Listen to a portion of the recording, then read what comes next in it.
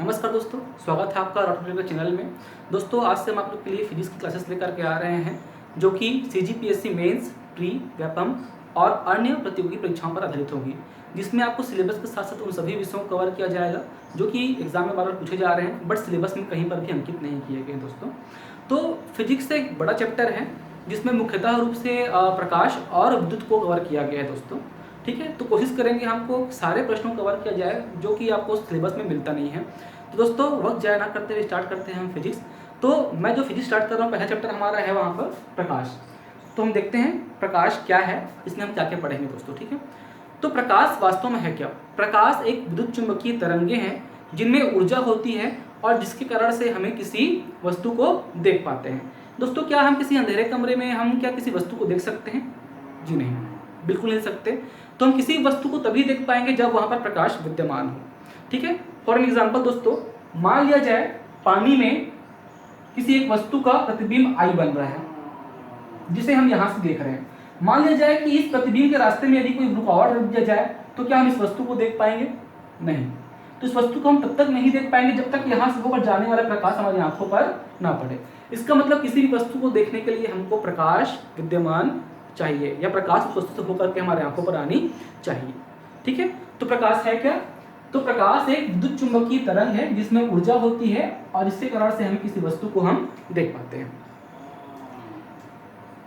ठीक है दोस्तों, ये सब प्रकाश की प्रकृति में आएगा। नेक्स्ट हम देखते हैं, किसी समांगी माध्यम में प्रकाश की प्रकृति नियत होती है, अर्थात प्रकाश सीधी रेखा में गमन करती है। यहाँ पर दोस्तों एक वर्ड आया है समांगी माध्यम। समांगी माध्यम होता क्या है? समांगी माध्यम मतलब ये होता है एक समान माध्यम। कहने का मतलब प्रकाश यदि हवा में गमन कर रही है तो वहाँ पर सिर्फ हवा होना चाहिए, पानी है तो सिर्फ पानी, गैस है तो सिर्फ गैस।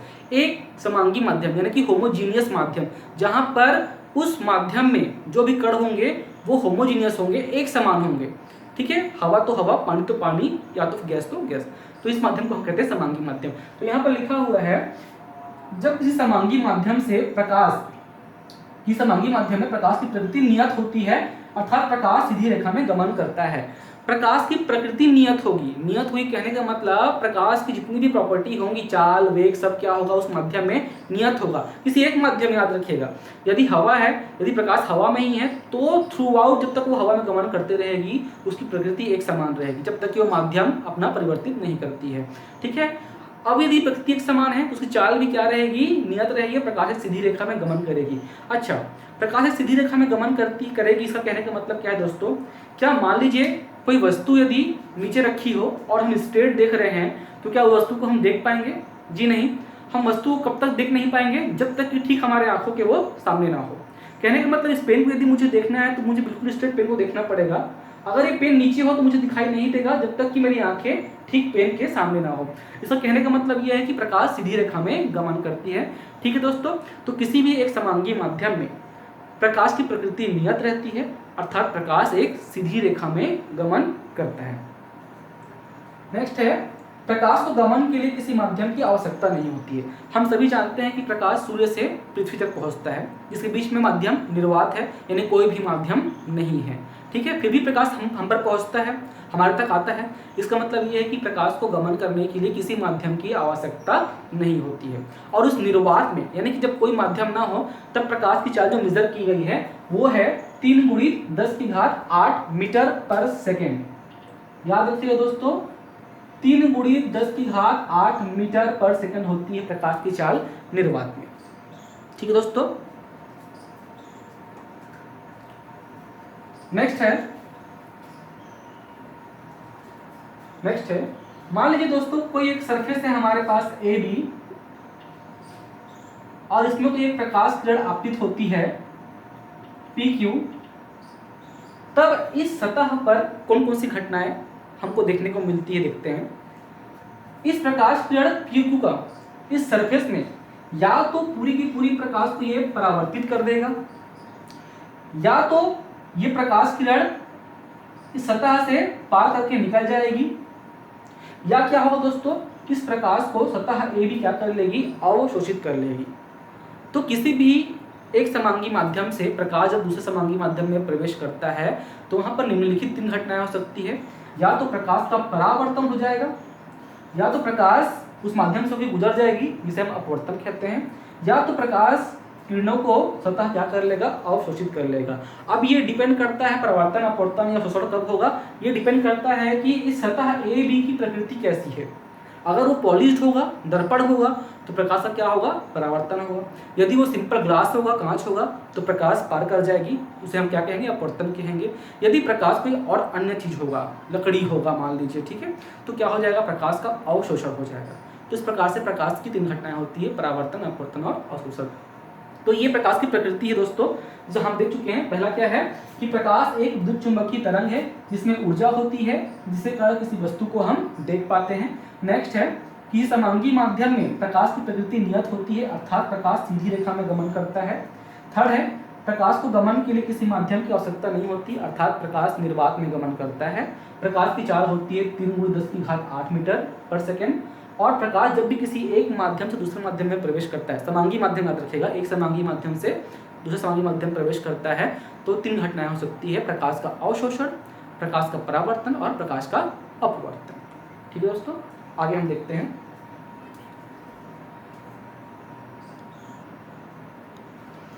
ठीक है दोस्तों, तो आगे हम देखते हैं प्रकाश का परावर्तन। अब यहां से होगा दो स्टार्ट, प्रकाश का परावर्तन।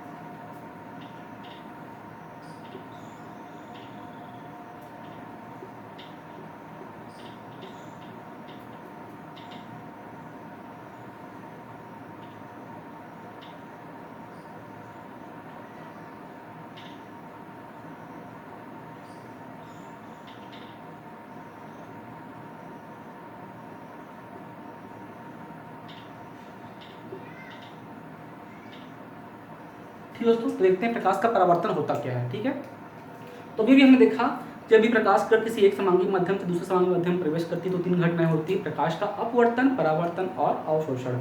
तो परावर्तन होता क्या है दोस्तों, जब कोई एक प्रकाश कण PQ किसी सतह पर आपतित होती है, ये सतह ऐसी होनी चाहिए जो कि एक तरफ क्या हो, पूरी तरह से पॉलिश्ड हो, एक तरह से पूरी तरह से वो पॉलिश कर दिया गया हो, जिससे प्रकाश क्या हो उसी माध्यम में वापस लौट जाए। ठीक है दोस्तों, सतह ऐसी होगी कि इसका एक भाग क्या होगा, पूरी तरह से पॉलिश होगा, यानी कि प्रकाश आर पार नहीं होगी। ठीक है, तो जब कोई भी प्रकाश किरण किसी पॉलिश सरफेस पर आपतित होती है, ठीक है, तब क्या होता है दोस्तों, इस सतह के द्वारा प्रकाश को उसी माध्यम में, जिस माध्यम से होकर के आई है उसी माध्यम में वापस लौटा दिया जाता है।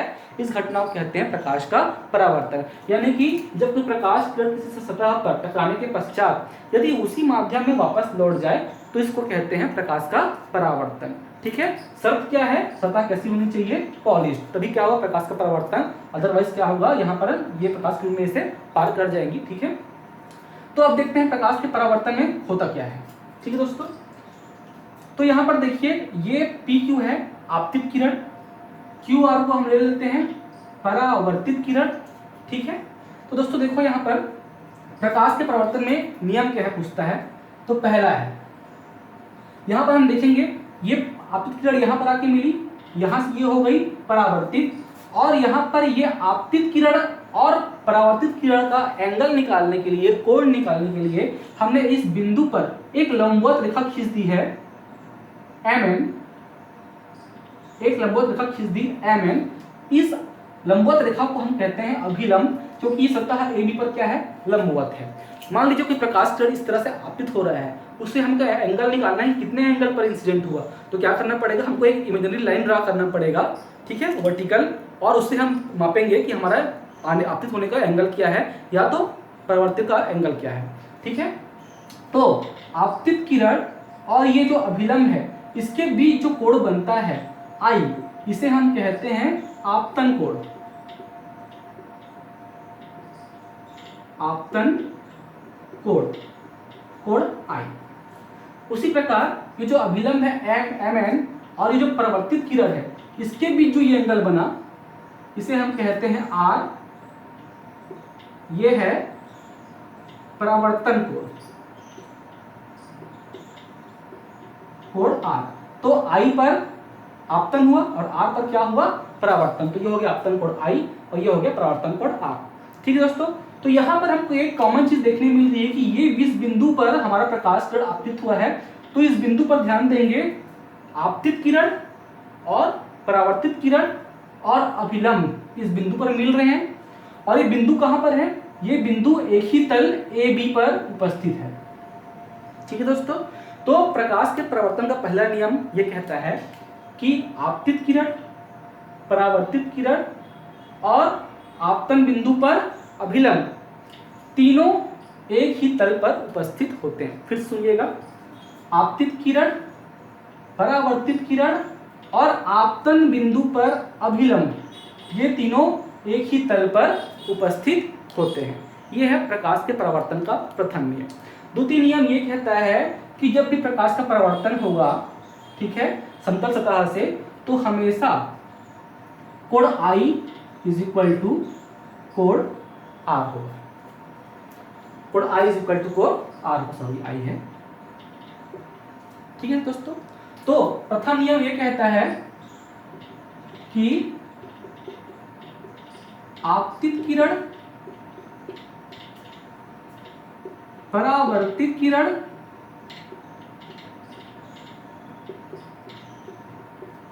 एवं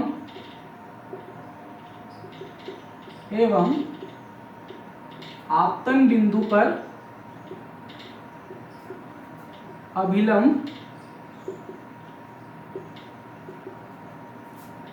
तीनों एक ही तल में मिलते हैं या उपस्थित होते हैं। दूसरा है आपतन कोण I हमेशा परावर्तन कोण R के बराबर होता है। जहां I है आपतन कोण और R है परावर्तन कोण।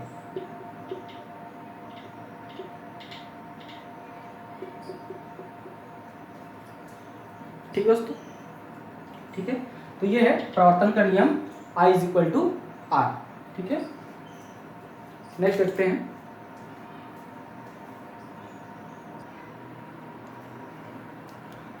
ठीक दोस्तों, नेक्स्ट हम देखते हैं समतल दर्पण द्वारा प्रकाश का परावर्तन। तो दोस्तों, इसे देखने के पहले हमको एक चीज मालूम होना चाहिए कि कभी भी किसी भी वस्तु का प्रतिबिंब कब बनता है। ठीक है दोस्तों, अभी मैं आपको बता रहा हूँ, बाद में इसको देखेंगे डिटेल से कि होता क्या है। किसी भी वस्तु का प्रतिबिंब दूसरी ओर तब बनता है जब चलने वाली किरणें किसी एक बिंदु पर आकर मिलती हैं। तो जब कभी एक बिंदु पर आकर मिलती है तभी हमको किसी वस्तु का प्रतिबिंब प्राप्त होता है। जब भी कोई प्रकाश किरण किसी वस्तु से होकर चलेगी और चलने के पश्चात फिर से किसी एक बिंदु पर संयोजित होगी, ठीक है, तो वहां पर क्या होगा, प्रतिबिंब की रचना होती है। ठीक है दोस्तों, तो यहाँ पर देखिए, मान लीजिए कोई वस्तु I रखा हुआ है। ठीक है, सतह जो हमारा है, माध्यम हमारा क्या है, यहाँ पर पानी है। ठीक है, पानी है। तो हम जानते हैं पानी जो होता है एक समतल दर्पण की तरह बिहेव करता है, क्योंकि नीचे उसका एक सरफेस होता है, ऊपर पानी का लेयर होता है। तो मान लीजिए यहाँ पर हमारा माध्यम क्या है, पानी है। यहाँ पर कोई वस्तु रखी है I, तो ये वस्तु से चल के आने वाली प्रकाश किरणें इस प्रकार से पानी के सरफेस पर आपतित होती हैं। ठीक है, मान लीजिए ये A है और ये B है, आपतित होती हैं और आफ्टर परावर्तन के पश्चात ये किरणें इस तरह से सीधे निकल जाती हैं।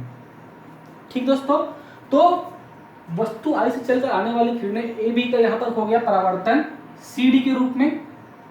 ठीक है दोस्तों, परंतु क्या पानी में हमको ये वस्तु का प्रतिबिंब हमको यहीं पर दिखाई देगा क्या? नहीं, हमको वस्तु का प्रतिबिंब पानी में अंदर की तरफ कहीं हमको I' पर प्राप्त होता है। क्यों? क्योंकि हम जानते हैं प्रकाश एक सीधी रेखा में गमन करती है, अर्थात ये जो किरणें हैं जो क्या हो चुकी है, ये हो चुकी है परावर्तित। इनको यदि हम पीछे की ओर एक्सटेंड करते हैं, पीछे को इनको हम बढ़ाते हैं, तो कहीं पर ये I' पर कटती हैं। ठीक है दोस्तों, तो हम जानते हैं प्रकाश सीधी रेखा में गमन करती है, इसलिए इस वस्तु को जो कि चल के आ रही है, आपतित हो रही कहाँ पर, पानी की सतह पर, और क्या हो जा रही है, परावर्तित। इसके प्रतिबिंब को हम कहाँ पर देख पाएंगे, I' पर। ये वस्तु हमको यहाँ पर, प्रतिबिंब हमको यहाँ पर दिखाई नहीं देगी। क्यों दिखाई नहीं देगी? प्रकाश कैसी गमन करती है, सीधी रेखा में। हमको प्रतिबिंब कहाँ, तो पानी में हमको यहाँ पर I मिलता है। ठीक है, तो प्रकाश सीधी रेखा में गमन करती है, इसलिए हमको इन किरणों को क्या करना पड़ा, एक्सटेंड करना पड़ा। जहां पर ये मिलेंगी वहीं पर हमारा क्या होगा, प्रतिबिंब की हमारी रचना होती है। इसलिए पानी में देखने पर किसी वस्तु को प्रतिबिंब उसका हमको कहां पर दिखाई देता है, कहीं पर आई डैश पर दिखाई देता है। और वो आई डैश कौन सी जगह होगी, जहां पर ये जो किरणें हैं जो क्या हो चुकी है, फैल चुकी है, इन किरणों को पीछे की ओर बढ़ाने पर जहां पर ये पानी में किसी एक बिंदु पर मिलेंगी, उन्हीं बिंदु पर हमको क्या प्रतिबिंब क्या प्राप्त होगा, हमको प्रतिबिंब आई डैश प्राप्त होगा। क्लियर है। तो किसी वस्तु का प्रतिबिंब तब मिलता है जब किरणें उस वस्तु से होकर जाने के पश्चात किसी एक बिंदु पर मिलती हैं। चूंकि यहाँ पर परावर्तित होने के पश्चात किरणें मिल नहीं रही हैं, बल्कि वो फैल जग के चल रही हैं, डाइवर्ट होकर चल रही हैं, ठीक है। इसलिए हमको प्रतिबिंब इस तरफ नहीं मिलेगा पानी के, ठीक है, या तो हवा में नहीं मिलेगा, कहाँ मिलेगा वो, पानी में ही। क्यों, क्योंकि हम उन फैलने वाली किरणों को एक्सटेंड कर रहे हैं पीछे की ओर किसी एक बिंदु पर, और वो बिंदु कहाँ पर होगा, पानी में, जहाँ पर वो किरणें अगर उनको हम पीछे की ओर बढ़ाएं तो कहीं पर एक बिंदु पर कटेंगी, वो वहीं पर हमको क्या मिल रहा है, प्रतिबिंब मिल रहा है, ठीक है। इन किरणों को हमने पीछे को बढ़ाया, आई डैश पर कहीं पर एक कट रही होंगी, वहाँ पर हमको क्या मिला, प्रतिबिंब आई डैश मिला। वस्तु पर आई का प्रतिबिंब क्या मिला हमको, आई डैश। क्लियर है, ठीक है। तो यहाँ देखिए प्रकाश सीधी रेखा है, प्रकाश सीधी रेखा है, ठीक है। इस वस्तु को हम ऐसा नहीं देख सकते ना, हमको सीधा ही दिखाई देगा, ठीक है। किसी वस्तु को देखने के लिए हमको स्ट्रेट देखना पड़ता है, ठीक है। हम यहाँ से देखेंगे तो हमको वस्तु यहाँ दिखाई देगी। क्लियर है, ये चीज़ें हो गई क्लियर। अब हम देखते हैं समतल दर्पण के द्वारा प्रतिबिंब की रचना क्या होती है, उसमें हमको क्या क्या कैरेक्टरिस्टिक देखने को मिल सकते हैं।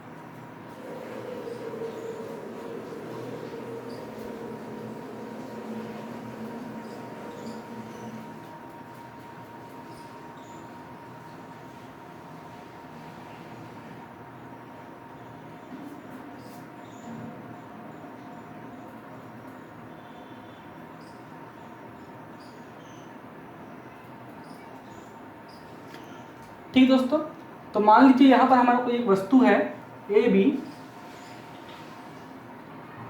ठीक है, कोई वस्तु है ए बी, जहाँ पे ये वस्तु का बॉटम है और ये टॉप है, ठीक है। हमारे पास समतल दर्पण है सी डी, और हम देखते हैं कि समतल दर्पण के द्वारा किसी वस्तु का प्रतिबिंब किस तरह से बनेगा, उसमें क्या क्या गुण हमको मिलेंगे, क्या क्या उसकी कैरेक्टरिस्टिक होगी, ठीक है।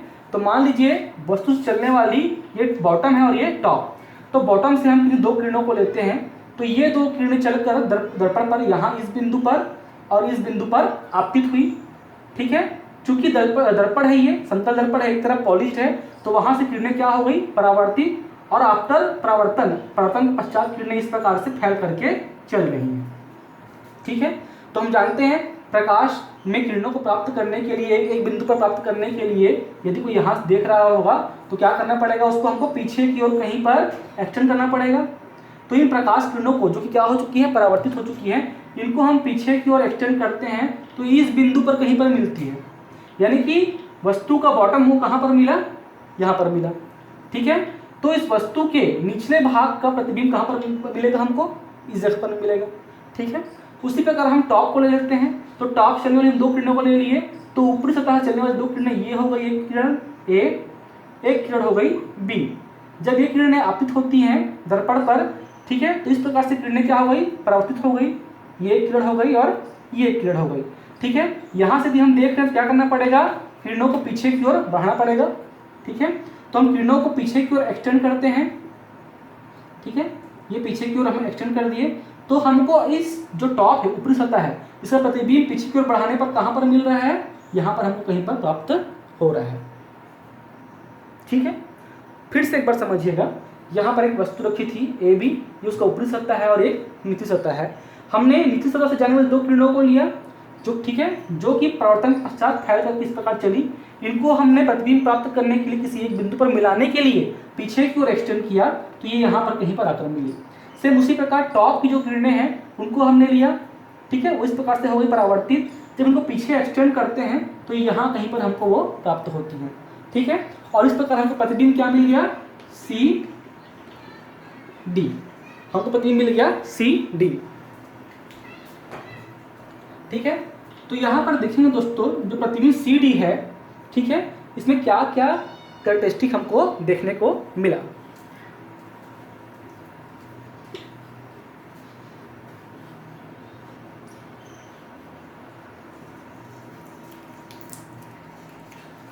ठीक है, तो यहाँ पर देखिए ये जो प्रतिबिंब CD हमको प्राप्त हुआ है, ठीक है, और ये दर्पण है, ठीक है, इसको यदि स्केल से वास्तविक रूप से मेजर किया जाए तो हम देखेंगे जितनी दूरी इस वस्तु की है दर्पण से, उतनी ही दूरी प्रतिबिंब की भी हमको प्राप्त होगी।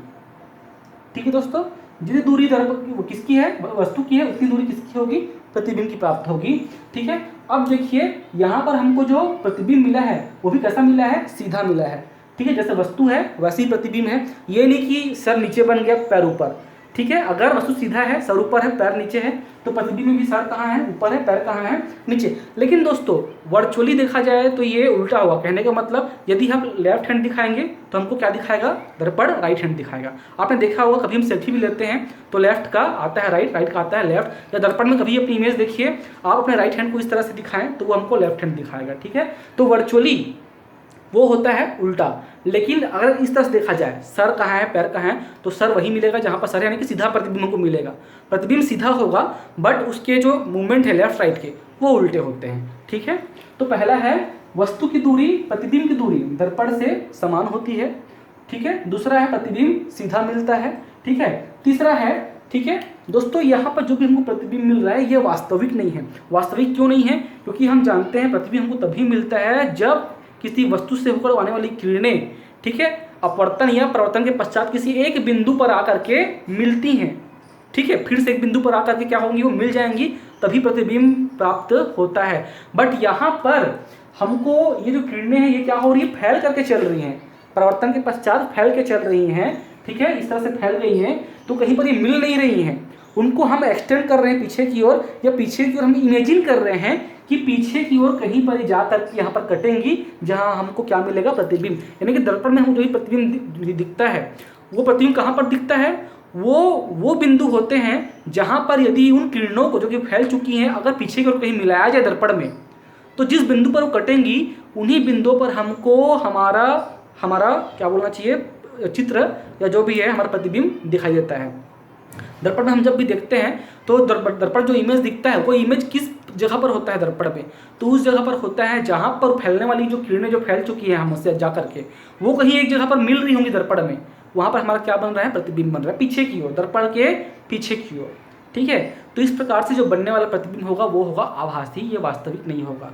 ठीक है, वास्तविक होता तो वो सामने कहीं पर बनता, जिस तरह लेंस में होता है दोस्तों। ठीक है, लेंस में क्या होता है, अगर कुछ किरणें हैं, ठीक है, तो वो आप परावर्तन होने के बाद कहीं एक बिंदु पर जाकर के मिलती हैं और वहां पर प्रतिबिंब बनता है। ऐसे प्रतिबिंब को हम पर्दे पर प्राप्त कर सकते हैं। ठीक है, मान लीजिए ये एक लेंस है, यहाँ से होकर एक किरण गई, ठीक है, और आगे कहीं जाकर एक बिंदु पर मिलती है, तो उस बिंदु पर हम पर्दे पर प्राप्त कर सकते हैं और इससे हमारा पिक्चर या वीडियो जो भी बनता है, ठीक है दोस्तों, तो उसे हम पर्दे पर प्राप्त कर सकते हैं। बट ये जो आभासी प्रतिबिंब है ये कहाँ बन रहा है, दर्पण के पीछे बन रहा है, इसको हम चाह कर भी आगे किसी पर्दे पर फोकस नहीं कर सकते। ठीक है, तो आभासी प्रतिबिंब को हम पर्दे पर प्राप्त नहीं कर सकते, जबकि रियल इमेज को, वास्तविक प्रतिबिंब को हम पर्दे पर प्राप्त कर सकते हैं। ठीक है, तो देखते हैं क्या क्या यहाँ पर कैरेक्टरिस्टिक हैं, ठीक है, किसके, समतल दर्पण के। तो पहला है दोस्तों, पहला है कि एक सेकंड,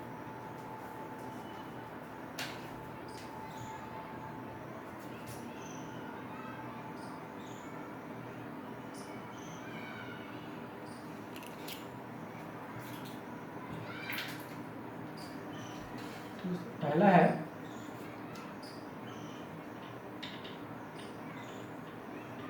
दर्पण से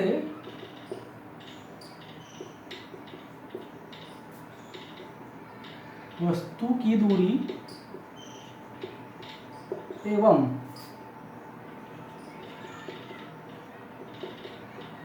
प्रतिबिंब की दूरी समान होती है। ठीक है, दूसरा है प्रतिबिंब आभासी एवं सीधा होता है। तीसरा है, चूंकि ये आभासी है इसलिए इसे हम पर्दे पर प्राप्त नहीं कर सकते।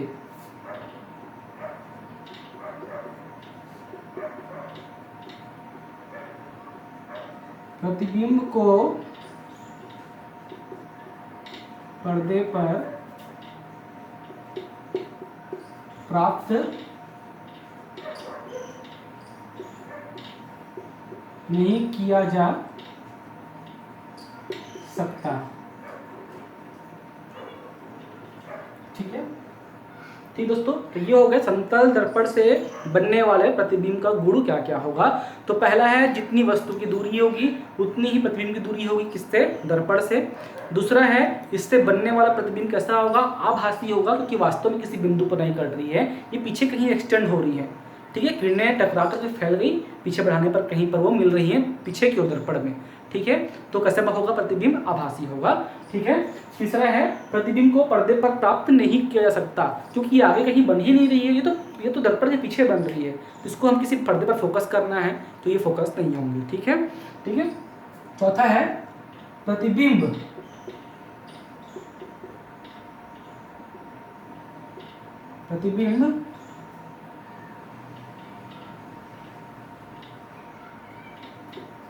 दर्पण में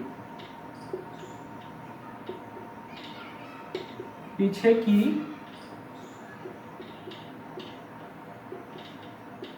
की ओर बनता है।